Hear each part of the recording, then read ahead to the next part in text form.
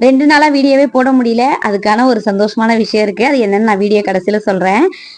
நேத்து வந்து கருவேப்பிலை நெறையா இருந்துச்சு. சரி அத தொக்கு செஞ்சுருவோம் அப்டின்னா, அதான் ரெடி பண்ணிட்டு இருந்தேன். கருவேப்பிலை தொக்குக்கு ஃபர்ஸ்ட்டு கருவேப்பிலைய நல்லா கழுவிட்டு, அத துணியில கொஞ்ச நேரம் ஃபேன் காத்துல உலர்த்தி விட்டுட்டேன்.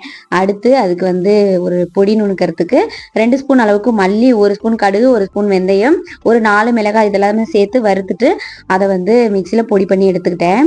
அடுத்து கருவேப்பிலையே கொஞ்சமா எண்ணெய் விட்டு அத வதக்கி எடுத்துக்கணும். தங்கச்சி ஊர்லேருந்து வந்திருக்காங்க. தங்கச்சி பொண்ணு வீடியோ எடுக்கிறதுனால என் கூடயே தான் நிக்கிறது. என்ன வதக்குறோம், என்ன போடணும், இந்த இன்கிரீடியன்ட்ஸ் வேற சொல்லி சொல்லி விளையாண்டுக்கிட்டே தான் செஞ்சுட்டு இருந்தோம். அடுத்து நம்ம பொடி பண்ணி வச்சிருக்கோம் இல்லையா? அது கூடயே கருவேப்பிலைய சேர்த்துட்டு, ஒரு எலுமிச்சை சைஸ் புளிய லைட்டா ஊற வச்சுட்டு, அதில கொதெல்லாம் நீக்கிட்டு, உப்பு சேர்த்து அரைச்சு எடுத்துக்கிட்டேன்.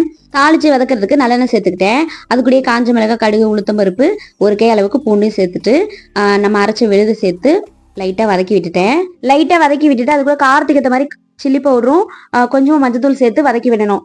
எல்லாம் சுருண்டு வதங்கி, எண்ணெய் பிரிஞ்சு வர நேரத்துல கொஞ்சமா வெல்லம் சேர்த்துட்டு, மிக்ஸ் பண்ணிட்டு எடுத்துட்டீங்கன்னா, சூப்பரா இருக்கும் இந்த கருவேப்பிலை தொக்கு. நீங்களும் இந்த மாரி ட்ரை பண்ணி பாருங்க. சந்தோஷமான விஷயத்த கண்டிப்பா உங்ககிட்ட சொல்லணும்.